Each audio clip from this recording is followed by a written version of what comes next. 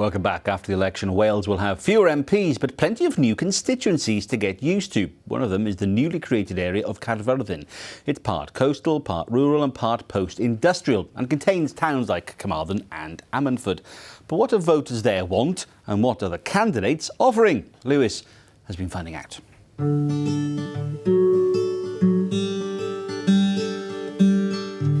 Carmarthen in West Wales, an area that takes pride in its history and beautiful landscapes, from former industrial heartlands and market towns to rural communities, all of which will be voting for the first time within new electoral boundaries.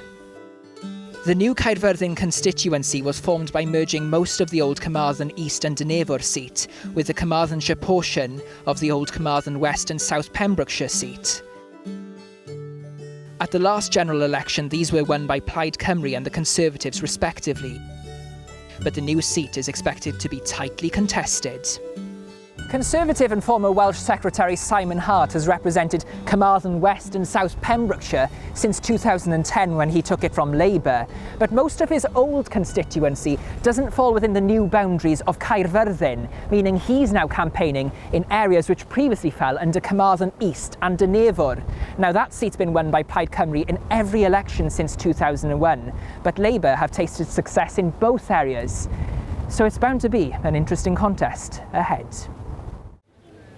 The ex-mining town of Ammanford is located east of the constituency, with a population of more than 8,000 people. But how are they feeling about the upcoming election? A lot of people say it's a dying town and it's like not thriving, but like I work here obviously every Friday. There's a lot of people about. I just think that there's not many things to keep them in town. You know, parking is expensive. I think they could do free parking a little bit longer, you know, a couple of hours on the weekend to bring people in, to encourage them in, because otherwise shops are just going to die. There's not going to be anybody, you know, this market years ago used to be thriving. There used to be loads of stalls. And, you know, it's the younger generation, like I'm the younger one on this market, and if it wasn't for me, there would be no next generation, you know, there would be no market. And I just think that'll be really sad if it dies down, you know. It's a lot better for me. I can afford to come and work in a market. I can't afford to have a shop. You know, the rent is just extortionate. You're talking, you know, £800 maybe a month for just, and that's just the shell of the building, let alone everything else that's got to go on top of it, you know. I'm only 27 and I just think it doesn't give the people a chance to start, like, jobs. Like, I just think, like, in school I always thought I wasn't very, like, good at all the maths and stuff like that, but, like, I've done this all my own with no help. You know, I've started from nothing, and I just think that they should encourage people to be like that, so we're putting back into the community. When it comes to the election now, What could a politician say or do to win your vote? What do they need to hear from you? I suppose, you know, really look into the smaller towns. What can they do to make, what can they tell us that they can do to make it better for us? You know, instead of, I think we just pushed away to the corner all the time, being a smaller town.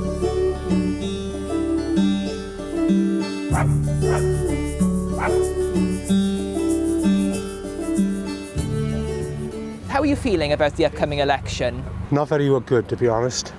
I don't think they're telling lies, and I don't think Tories will get in this time.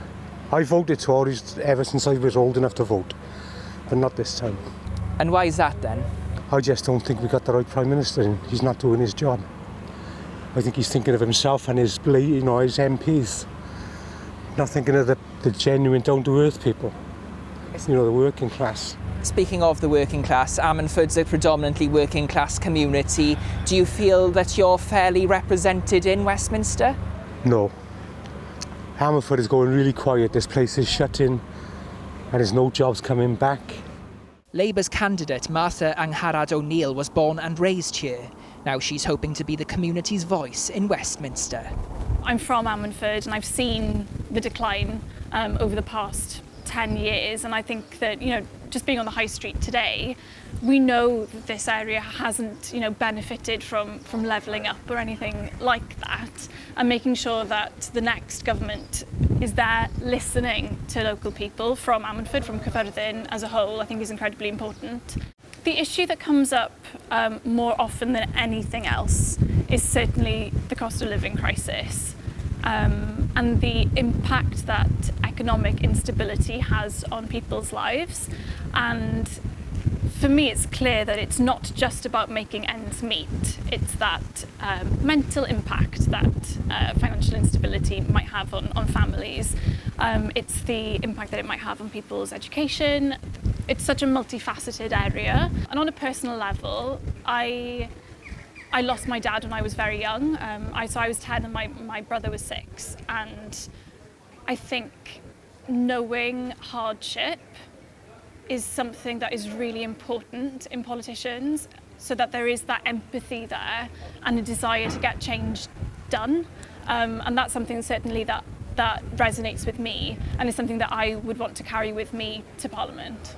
Why should people vote for you on the 4th of July? We need change, and the only way we achieve change is by making sure that we get Labour in number 10, and we do that by electing Labour MPs. The Workers' Party of Great Britain are campaigning in this election as an alternative to Labour, who they feel have strayed far from their left-leaning roots. Well, basically we are much more tuned to what I would call traditional Labour. The current Labour Party isn't really a Labour Party. It's what I would call Conservative light. And the Conservatives are not really a Conservative Party. They are Labour light. There's very little to choose as far as I can see between them. As a more left-leaning party, more in tune with traditional Labour Party politics, we are very much in form of progressive economics. We want a more fair and more equitable country.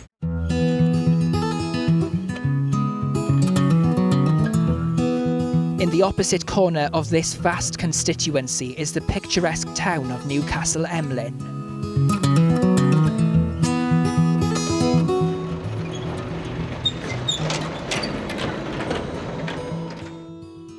I've come to the livestock market, held here twice weekly, to find out what members of this rural community want from their next government. For me personally, as a farmer, you know, we want a bit more security. You know, we want to know that the food that we produce is going to be used by locals and not perhaps valued perhaps a little bit more. What would you say is the most important thing for you in this election? I think NHS, or the ambulance response times for us living in the rural areas, if we had an ambulance that perhaps couldn't get to us within, say, an hour and a half, 2 hours of us having an accident, we are not going to be here. Things are in quite a mess, actually, where we import almost half the food and it's dropping year by year anyway.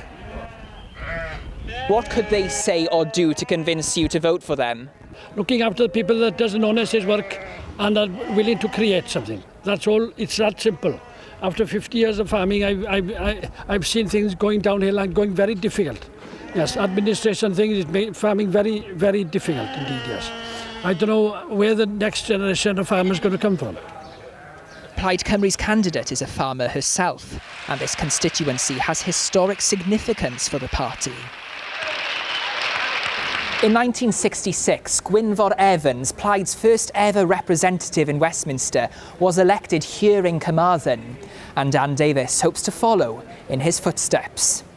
60% of this seat is rural.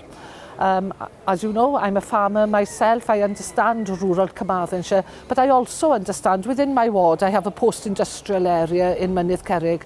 I understand that area as well and the needs of post-industrial Carmarthenshire as well as Carmarthen town itself. I've worked here on and off all my life, and it would be the greatest honour for me to be this area's MP, to be the MP for Caerfyrddin and to follow in the steps of the great man that's up on the wall there of Gwynfor Evans. What you get with the Tories and with Labour is that when they get elected, they get sucked into that big machine up in Westminster.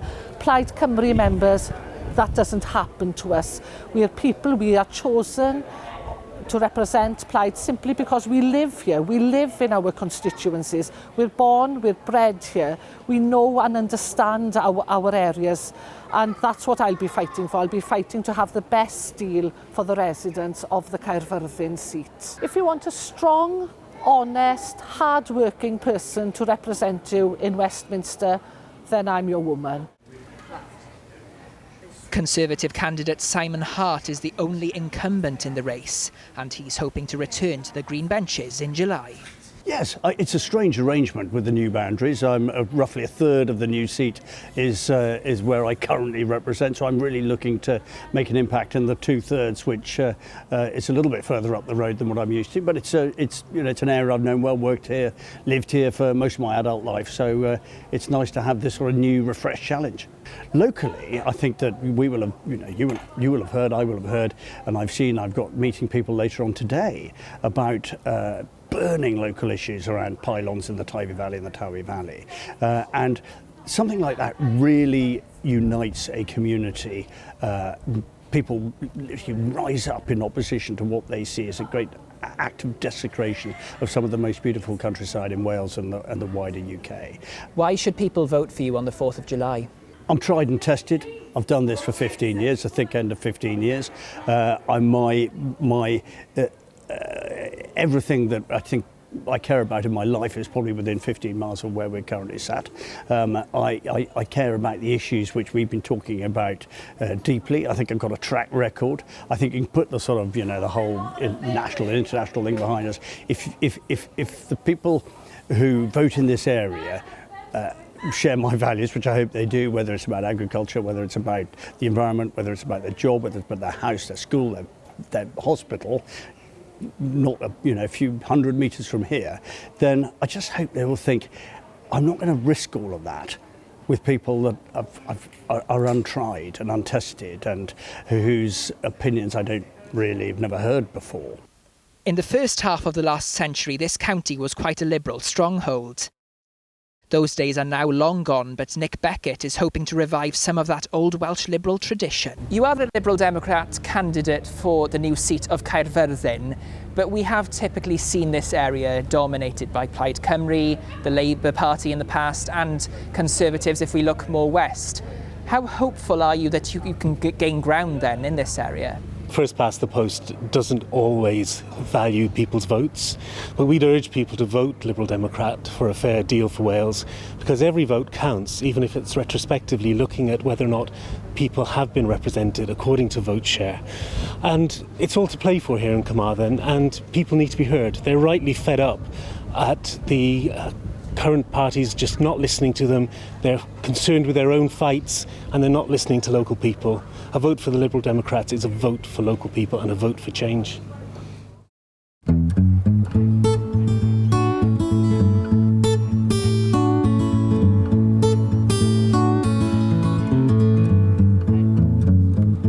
Pendain or Pentowyn in Cymraeg has a 7-mile long beach which is enjoyed by swimmers, dog walkers and families alike.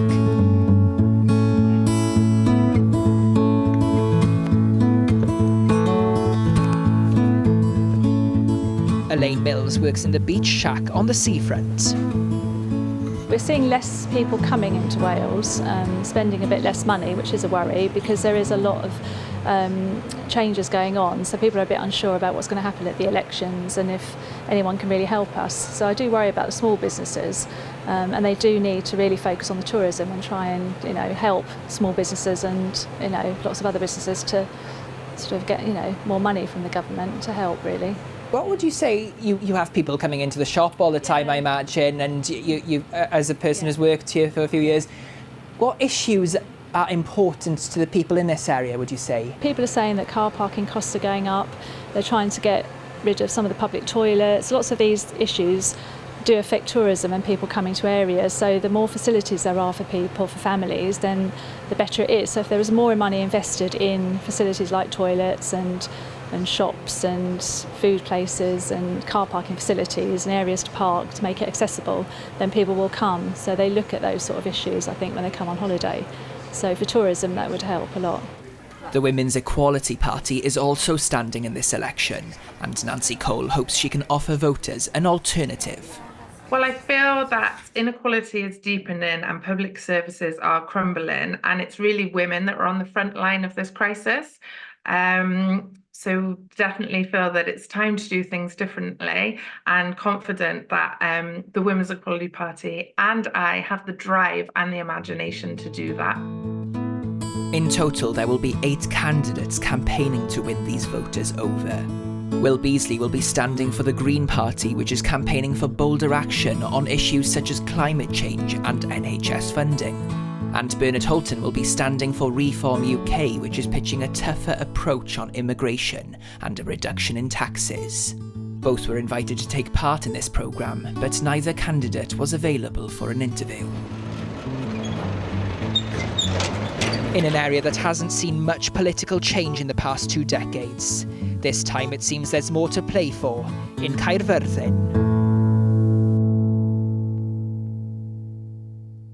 And here is a list of all the candidates standing in the constituency.